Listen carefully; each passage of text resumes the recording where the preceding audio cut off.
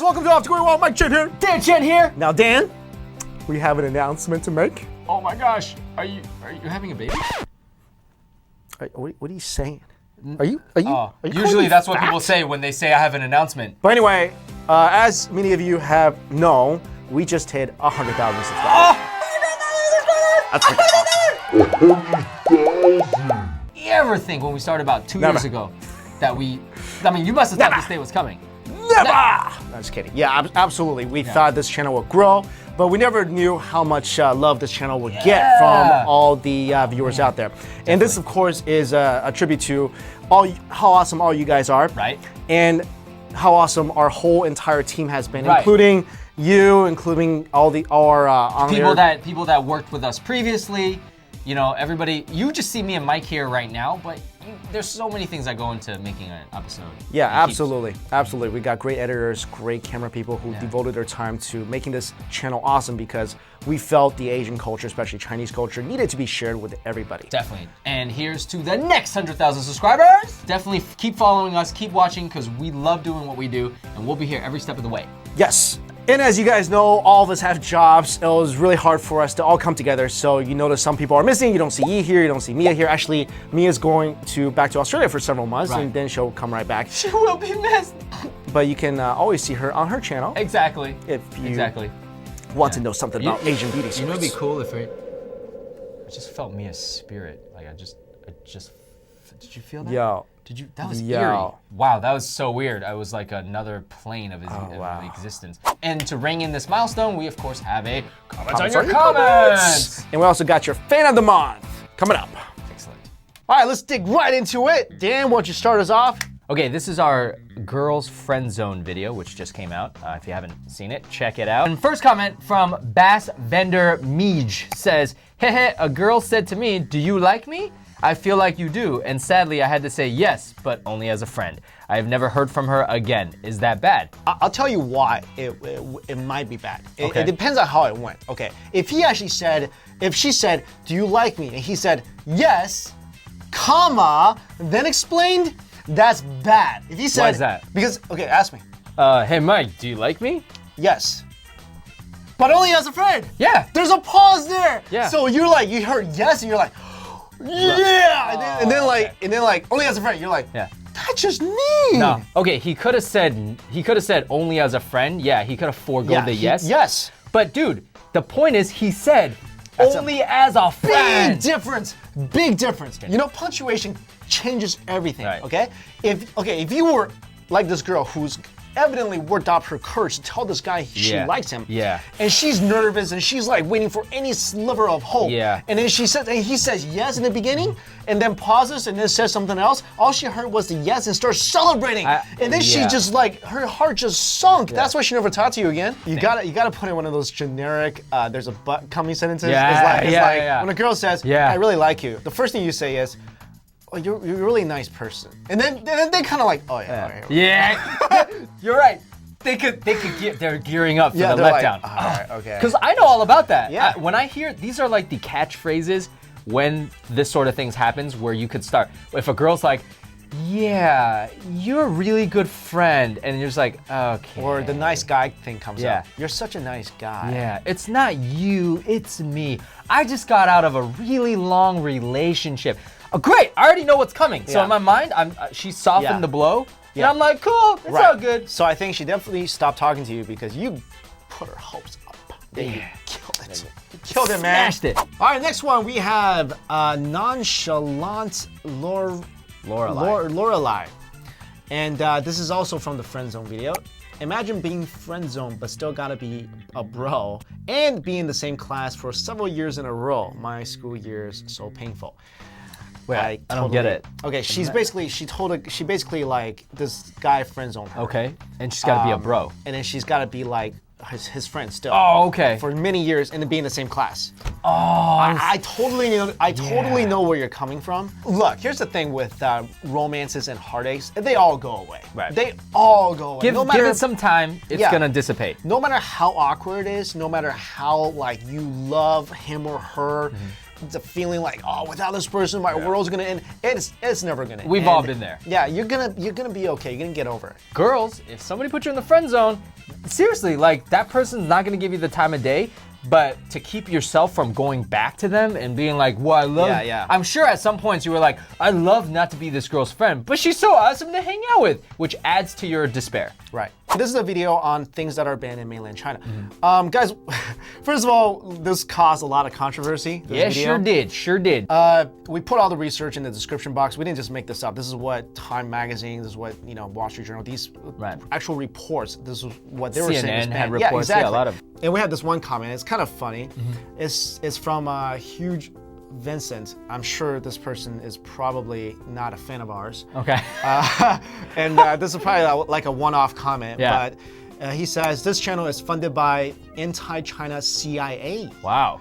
I don't like CCP too, but this video is extremely biased and misleading. First of all, like we said, this is from credible sources that we got the information from, so look it up. Right. So basically, if he's saying that those sources are anti-China CIA, that's probably not true, since the U.S. doesn't want to piss off China in most of their reports. And saying that our channel is funded by the CIA, I wish. Like, please fund us. Hey, I mean, you were trying to be an FBI agent. I was trying to be an FBI agent, that's right. Yeah. I would totally take funding from the FBI, CIA, whatever. Hey guys, give us some support our channel, yeah. And we gotta go cash that, NSA check. Yeah, dude, oh man. Yeah, dude, I totally, so I could not ride the bike and take the subway here every day. Jeez, I mean, that's... But, I mean, this is clearly, to me, this guy's a troll. I'm sorry to offend. Here's the thing. Here's the people that I don't want to offend, which is we have actually a huge fan base in mainland China. Sure. And props to you guys for actually being able to see YouTube, because it's the truth. YouTube is banned in China. It is. Facebook is banned in China. Why? Because it's free. Facebook and YouTube is ultimate free speech. I can put anything on there that the Chinese government doesn't want people to see, so they ban it. And those of you who are saying that, oh, what about Weibo? Weibo is censored out to wazoo. All the prominent Weibo people, again, look this up before screaming at us. Look it up. Yeah. Google it, whatever. All the prominent Weibo blog posters, these guys all had meetings with the CCP. They called them in for a meeting to basically intimidate them not to write about sensitive topics. So it's not Weibo is not just free, post whatever you want.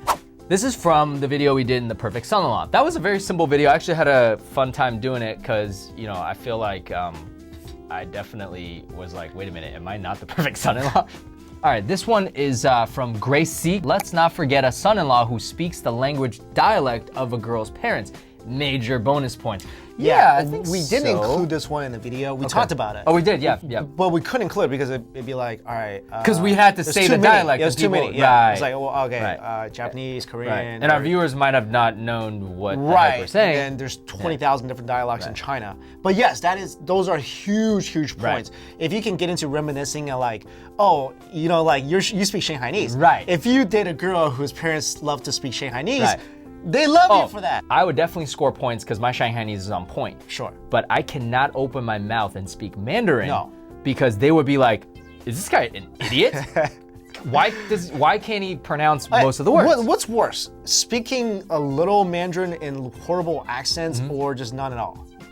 I think for me, not at all. Really? What if you pretend that you don't speak any Mandarin and then they're talking about you? They're like, oh, 这个店 屌丝. What do you do? I can't even say my own name right. I know. I can't. Sad. I know him for 10 years now. Plus. And, 10 plus. Yeah, 10 plus years. And for the longest time, I thought his name was Big Eagle. Because he's like, Da Yung. I'm like, oh, he's Big Eagle. I didn't know till like way later that his name was like Da Yin, Yin, which is sound.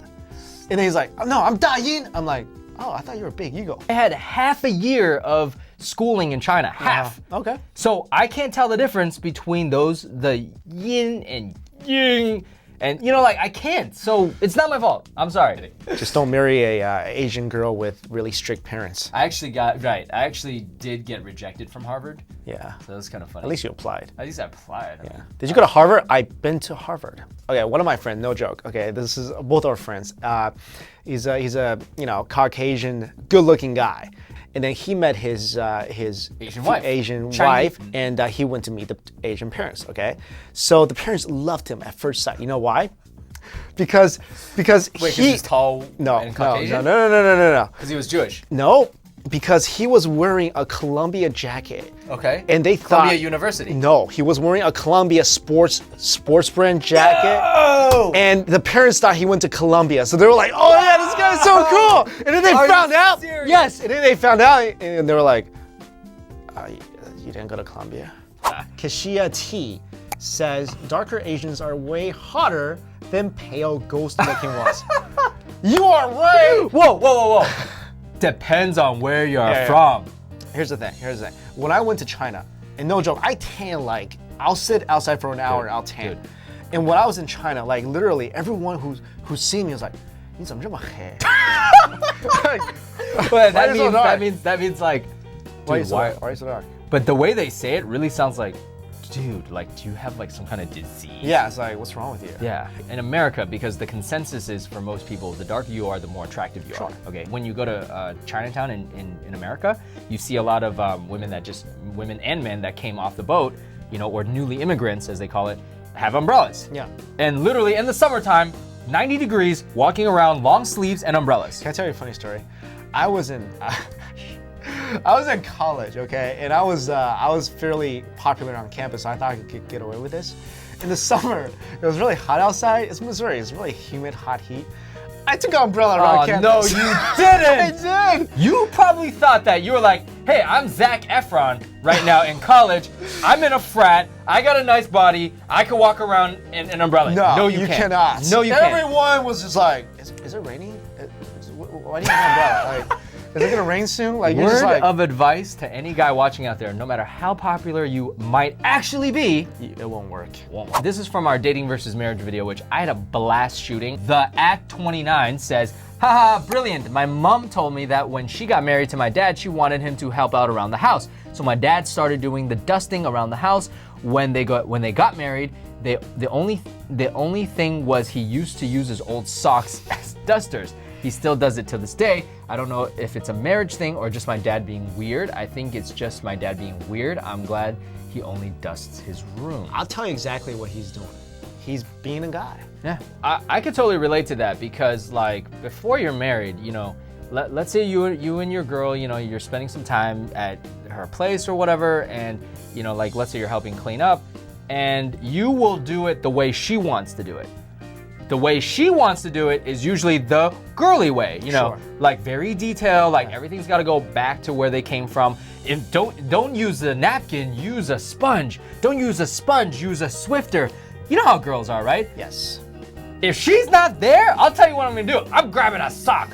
I don't even care. I'll just be like this. It's done. Anyways.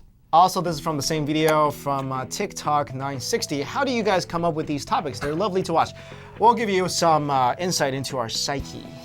We sit around once every couple of weeks, and we just, anything that comes to our mind, we say it. It's kind of like a brain dump. Right. All right, guys, if you guys haven't seen it, this is from our new Double Chin. Some people think we should call it Double Chin Show, but we can't because none of us have double chins. I had a blast doing this, and I'm really hopeful about where this is going. Right. We're gonna be putting, hopefully, these out once a week and maybe to twice a week eventually, and yeah.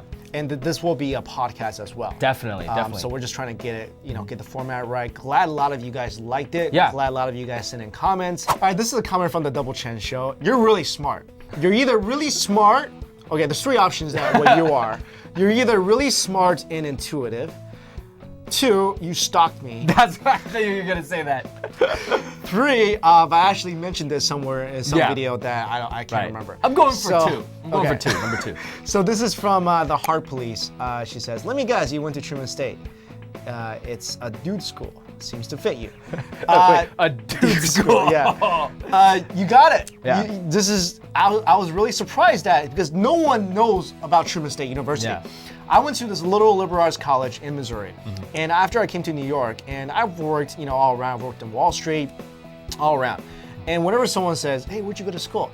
It's always tough for me. I'm always like, yeah, I went to this school, and I went to this little school in this town in Missouri that nobody knows what it is. Never have heard of. Yeah. I mean, most people probably never heard of Missouri. I never say the name because it's pointless. Right. Here's my town's name, Kirksville. Yeah, I never heard of that before. Never heard of that, right? Most of you have not, but it's impressive that she was able to deduct that Wow. I went to Truman State University. But I don't know where the dude school thing came from. We were like a nerd school. I would think. Really? I would think. We weren't like extremely nerdy, but we were like, it was a smart school. It was tough to get into. That's why we went. We called ourselves, just like probably every college out there, Harvard of the Midwest. This one's from Mayurami McLurry. Cool name, if that's your real name. Hey Dan, if you love cheese so much, you should go to Switzerland. They've got cheeses as stinky as the foots of someone who didn't have a bath for years. Thank you, thank you, Mayurami. I've actually been to Switzerland. I've been to Geneva back, I think, when I was like 19. I didn't taste any cheese there, but I go to France quite often. I have family there. I've had some of the stinkiest cheese.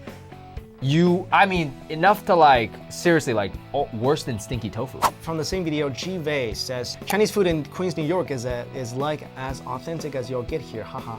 I've been told by a lot of my Chinese friends that Chinese restaurants in Queens serve real Chinese dishes. True. Me and Mike we debate this all the time. You think it's true. Why? Because it's true. Give me an example. Okay, here's the thing. Manhattan Chinatown is mostly comprised of Fujianese restaurants and Fujianese people. Right. Flushing is a lot of Taiwanese people, a lot of Northern Chinese. Right. And they bring a lot of good, authentic foods such as Sichuan, Xi'an, Hunan, and they're really authentic. They're really good places. You won't find that in like places around like Manhattan or even in Brooklyn. Right. All right, if you're saying this Sichuan dish tastes like the one back home, okay, I agree with you. But but that's not what is authentic for me. Authentic is being true to the pillars of traditional Chinese cuisine, which is about nutrition. Hello, would you say the food in Chinatown or Flushing in America is nutritious? Sure. No, it's definitely not nutritious. For those of you guys who don't know, I'm gonna be hosting the culinary competition. You know how nutritious these Flushing I restaurants know a lot of these chefs. I know a lot of these chefs. They're nutritious to me. I know, I've been back there. Me and you have both worked in restaurants. I've ran restaurants. I know what goes into that food. I know the secrets. It's not nutritious, okay? Ryan Strickland, same video, says, you guys ought to make the Double Chen Show a podcast. Tell him, Mike. We are making it into a podcast for your enjoyment, so you can take us with you when you're driving around your car, or working out at your gym, or anything that you want to listen to a little. It's perfect, right? Well, anyways, guys, look out for the podcast. We'll obviously do an announcement when we do that. So keep sending, don't stop. Keep sending in your questions topics to us about anything. Anything you want. Anything. Remember, we give good advice, so. Yeah. All right, guys, our last fan of the month, Jason Persley, sent us this cool photo. Take a look. Chen Lane. Yeah. Yeah, we should put up like a toll bridge there. That would be even cooler if that was in Missouri. Okay, and our May fan of the month is Gentle Rice. Woohoo! She, I believe, always comments all the time. Yep. You know, is really involved in the discussion. Exactly. And we love it. We love that. So send us a message on Facebook and we'll ship a shirt to you. And again, if you want a chance to be our fan of the month, you have to subscribe to our YouTube channel, obviously. And you have to like us on Facebook and just comment a lot. And then you will eventually be one. Or maybe next month, who knows? There you go. All right, guys, keep watching. See ya. See ya.